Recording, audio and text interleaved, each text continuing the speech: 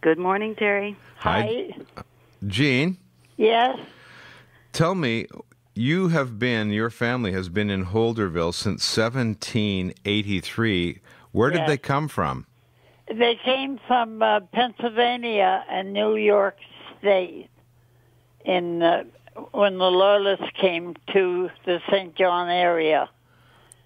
So they were Loyalists? Yes, definitely. Okay. Yeah. And now, how do you know all of that? Was that information passed down to you by people before you? Yeah, my grandmother had letters, and she kept a diary as well, which we have made copies of it, and it's just full of information about her going to sea and her family. Her father always took one member of the family with him when he went to sea. And it's all kinds of information in her diary and in the letters that were written. So they were sailors? Yeah, they were sea captains. And from Holderville there. Okay. Edwin Holder, my grandmother's father, my great-grandfather. And Barb, why did you want to get everybody together? Well, it was Aunt Jean's idea. She's the force behind all of this. And her idea was that each of us who were invited to the event would choose an ancestor who was born in the 1800s and do research on that ancestor and then do a presentation in the voice or in the persona of that ancestor. So we have 19 different ancestors that we're going to meet or revisit on Saturday here in Millstream. Have you ever put together a family tree? Oh, yes. I guess it would be a family forest, I suppose. It is, yeah. It's quite a mixed-up family tree. How many names on that family tree? Oh. Countless. I'll bet. Yeah.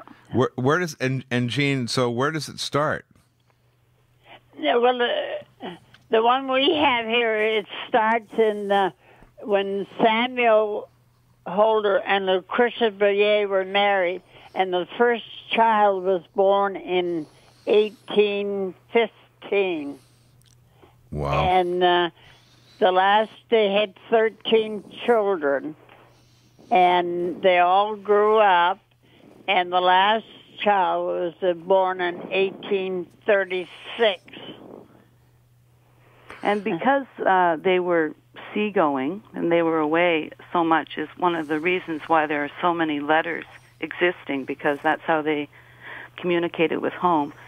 They sailed all over the world, Scandinavia, Ireland, the Mediterranean, South America, etc. So over the years, the letters grew, and they've been preserved by subsequent relatives, our aunts and grandmothers and cousins. And brilliant. What foresight to do that. Yeah, it's a very unique resource that we have available to us, really. Well, your story, your family history is really the history of New Brunswick, because I think it would be safe to say, without stretching it too much, that you're one of the first families of New Brunswick.